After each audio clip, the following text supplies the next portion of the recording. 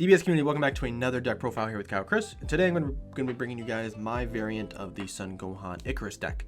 This deck has been making a lot of noise with the likes of Joey Palladino, who has been topping, winning events, just giving this leader a lot of relevancy, I should say, in the current meta. Now he plays a very strong blue-yellow Aegis combo deck that focuses on restanding his energy on both his opponent and his turn, and he rivals out a ton of cards. And because this leader can draw a ton of cards, it's almost the yellow version of the launch leader in a sense, where you're able to just draw a ton of cards and play out a ton of cards, and that is very, very powerful. Now I do feel with the current format, and now he did lose to Mecha Frieza, I believe. I think this variant may not be as good in some matchups, but I think in other matchups, I think this leader in this variant of the deck actually blows out other decks. Now obviously, people may, think differently, but that is what is part of this game. So we'll go over the deck here. Make sure you guys like and subscribe. Give me a thumbs up if you guys like the deck as well. I will try to leave a deck list down below if I remember to do so. So the permanent on this card is when you have a battle card, a skillless battle card in play, this card gains 5k, which is very effective. It becomes a 15k. Sometimes you'll do it, sometimes you won't. Not that big of a deal. The auto, this card draws when he attacks and can take a life. And you awaken at 4 life, where then you can restand, you get to draw 2 cards. Now, something to keep in mind is you want to awaken on your turn. You don't ever want to awaken on your opponent's turn. It feels really, really bad because you don't restand energy. And we want to be able to attack to draw the card and then awaken to draw that other card. Now, the big thing with this leader is that on the other side, as we will see, the leader does not draw. So the leader does not draw off of swings. So we want to get that last swing in. Hopefully we're at 5 life. We can swing, draw a card, take a life, and then awaken to then draw 2 more cards. Now on this side, you can activate battle. You can combo with when you combo with a battle card. When a battle card in your combo area is a monster, so it has the monster character trait, you get to draw a card. And then you can play out a 1-drop skillless from the drop area, just 1 drop. Yep, you play out a 1-drop skills from the drop area, then you get to draw another card. So, on your awaken turn, you can go from swinging, drawing 1, taking a life, drawing 2, awakening, drawing 2 more, so that's 4, comboing with the skillless card, drawing 5, and that skillless card goes to the drop area, or a monster card, I should say, and then you can play out a 1-drop skillless from the drop area. That's 6 draws in 1 turn for no energy. Now, there's another card in the deck that allows us to draw more, and we'll go over that once we get there. So that is what this card does on this side, and we'll go over what the leader or what the deck consists of. So most important, it's going to be the skillless. So we'll go over the skillless package here, and we run 10 total skillless because we want to make sure we're seeing it, and we want to make sure I made sure that the ratios were very heavy in just base mono yellow, because that is what we want to charge in this deck. So you have the 4 higher dragons, 2 Son Gohans, and the 4 Keto Peslas. This is also very important. I'm sure you guys know why. But this card here, this counts as a skillless card, and counts as a skillless card, and obviously since it is one, and it also is a monster, so you can combo with this card on the side to then draw a card. Now, the tutor for these cards, we run 4 of the Piccolos, a Bad Omen. I love this card. So it is a 1-drop. You play it, you take a life. I think you have to take a life. Yep, so you have to take a life, and when this card is played, you search top 7 for a 1-drop skillless and then play it out. This is very powerful, especially if you were going first. Since you can't draw on your first turn, you can play this to then search top 7, grab a skillless, play it out, and then that also nets you a card since you're able to draw 1 from. Technically nets you 2 cards and nets you 1 card from your life, and then nets you 1 card from your deck that you get to play out. So it's kind of like a +2. So we run 4 of these guys. If we don't, after we get close to awakening, we're never going to play this guy out again because it just takes a life from us. But early game, it's great, and also it can be used as a combo piece later or just as charging fodder, so we don't have to charge any of our other really, really good cards. I'll put the skillless over here. So that is one of the tutors. The other tutor is going to be the Whis card here. Whis, a helping hand. So this card is absolutely phenomenal. You play it, search top 5 for a unison with energy cost of 2, or a skillless card, just any sort of energy on skillless. Now this card says auto once per turn whenever you combo with a skillless, you get to draw a card. So if we revisit the combo here, obviously we're drawing 1 from attacking, 1 from life, awakening, drawing 2, and then active main comboing with a monster, we'll say. This now nets us another draw. So because we were comboing with a monster, we draw a card, and then Whis allows us to draw another card. So now we're drawing an extra card. All of this for, if you played this card on that turn, that's one energy, and you're drawing all of these cards. Then you can you put this card in the drop area, and then activate main to then play this card out to then draw another card. And then you can keep this card on board, so then you're on your defensive turn, you can combo to draw a card and then draw a card here. Very, very powerful. You can only have one, you can have more than one of these on board, but the auto of this card only triggers once per turn, so you can't have 3 of these on board and draw 3 cards. That'd be absolutely nuts. Wish Bandai would have did that, but they did not. So those are the tutors there. 3 of this promo. This is I guess the worst out of the 2 promos, which is Higher Dragon and Son Gohan Best Buddies. So this card here is it's a 2-drop unique, but for 1 yellow, if you have a skillless card in play, you can put it in the drop area to then play this card out. When this card comes into play, you get to search your deck to grab 2 skillless cards with different names, add them to your hand. So technically, it is a 1-drop search out 2 of these. So you can pick out any 2 that you want. And since this is a Son Gohan and this is a Higher Dragon, you can pull either one of them out. But it says just different names, so you can't pull out 2 of these, 2 of these, or 2 of these.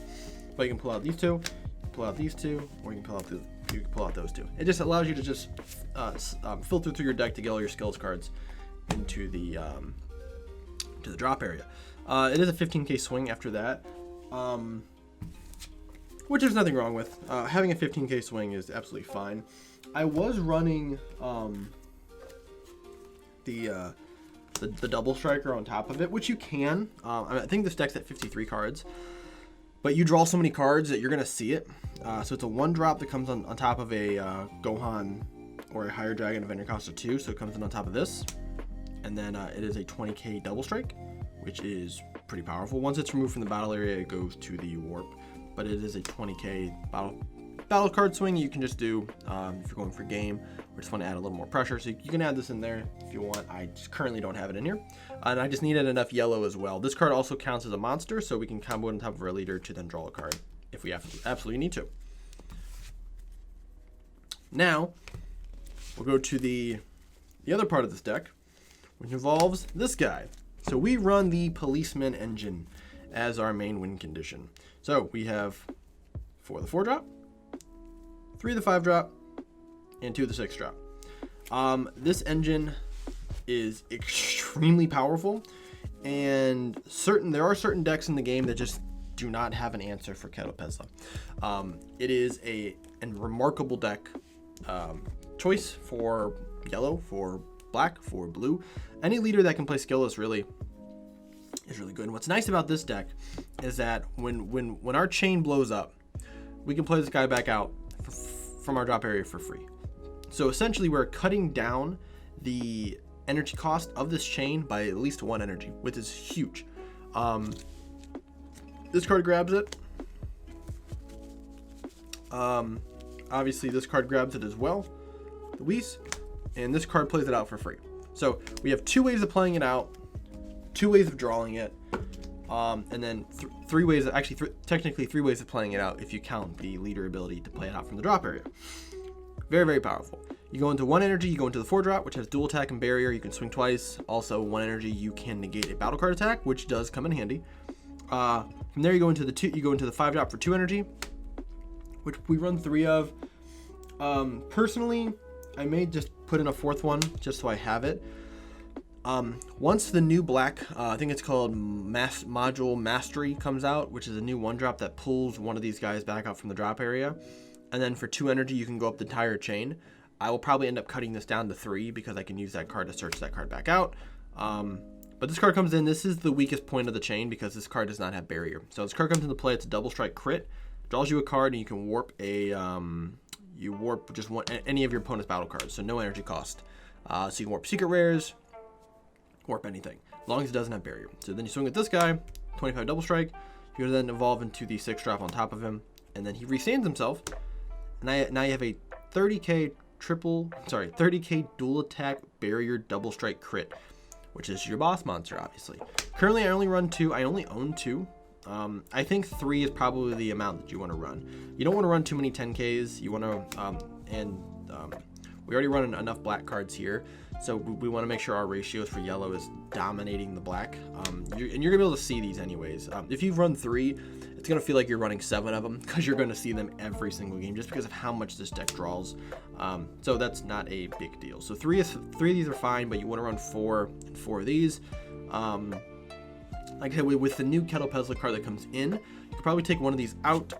I would run another 6-drop, and then you could probably take out something like maybe the promo here and run that card, and then that way you have the ability to search. You can add these cards back out from the drop area, and then you can also go up the chain for 2 energy. So that is very, very good. So this is obviously our win condition here. This is our offensive chain.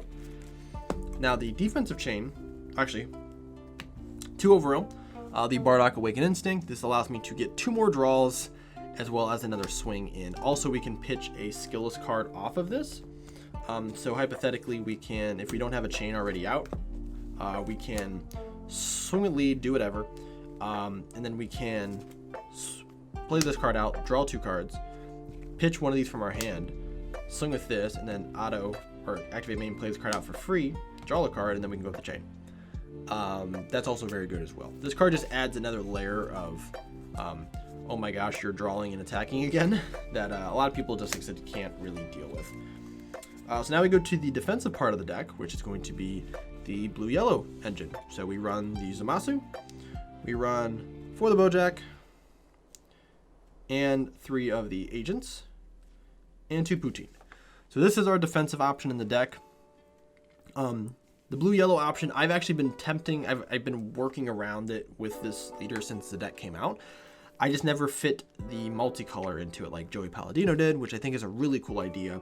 Having access to Senzu Bean, and he has the hit Son Goku arrival card and a bunch of other stuff. It's really, really powerful. But I like this split here.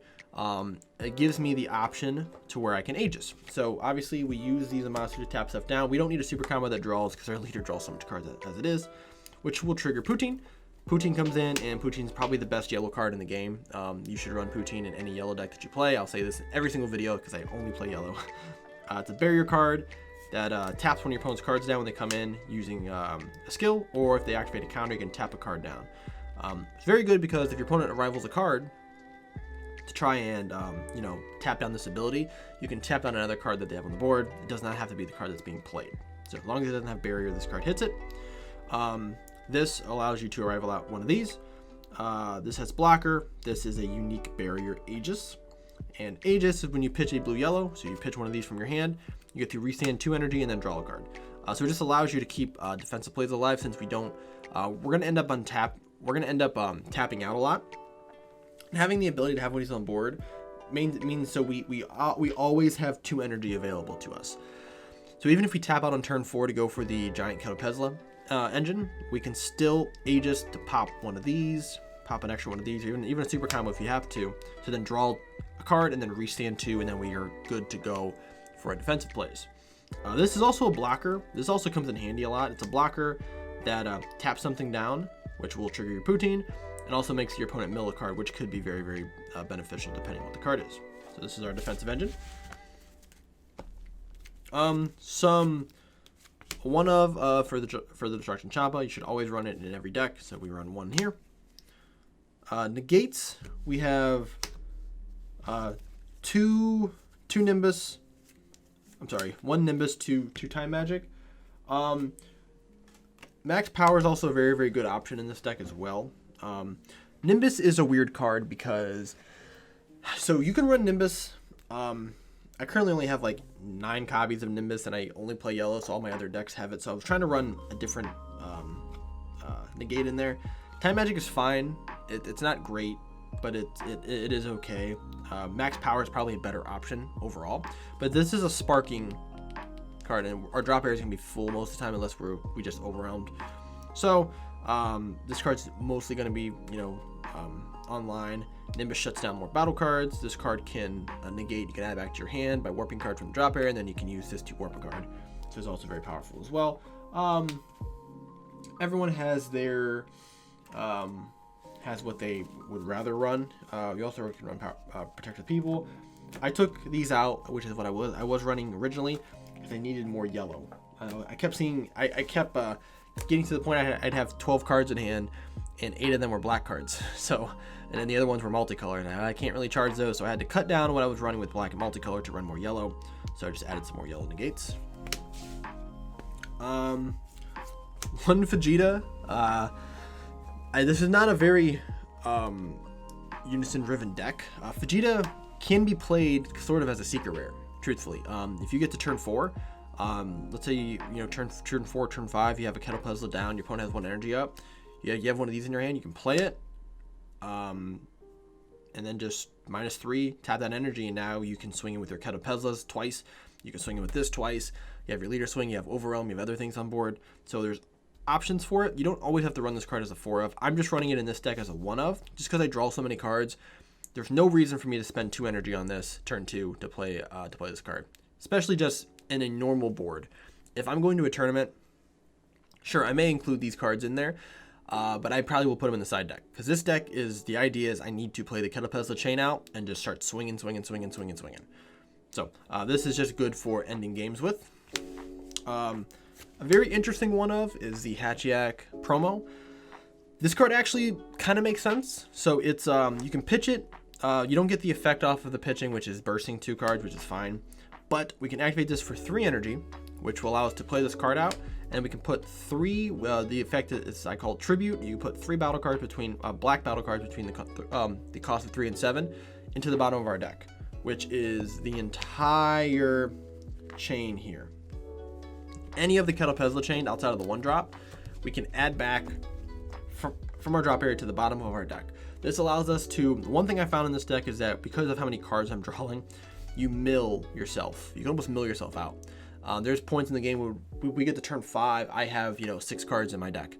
And that's really bad in some senses. So this card just allows you to fix that problem. Obviously it's 3 energy, so it's not great, but it is an ability, and just until the new Kettle Puzzle card comes out, this just allows you to cycle 3 of these cards back into your deck, and then you can just draw them again and then go back into your chain. This card also is a dual attacker. Technically, when you can swing in a battle card, auto will restand itself. So it's a 25k dual attack, so it has some usage there as well. Secret rare of choice is the Shin. It's the Sin Shinran. Because we run a lot of 1-drops in the deck, this is a 35k blocker that can't be removed. So just in case we're getting to a point in the game where we feel like we can't win, this will, or I need 1 turn to play defense. I can play this out for 1 energy because I'm gonna have a ton of 1-drops in my drop area. Play it out for 1, then it's gonna sit on the board, and I'm just gonna block with it. Use Bojack's abilities. Use the super combos. Play out both the rival Bojacks. Tap other stuff down. Play defense, and then I can use him as an attacker for when I'm going for game. So that's what I have for the Icarus deck. Like I said, slightly different variation of what people are running with this deck. I think either variation of this or the full-on blue-yellow package is still very, very good. I think there's going to be some experimenting with this leader in the future. Even more, maybe going into yellow-red or yellow-green. There's some different options there. So thank you guys for watching. Like and subscribe, and I'll see you guys in the next video.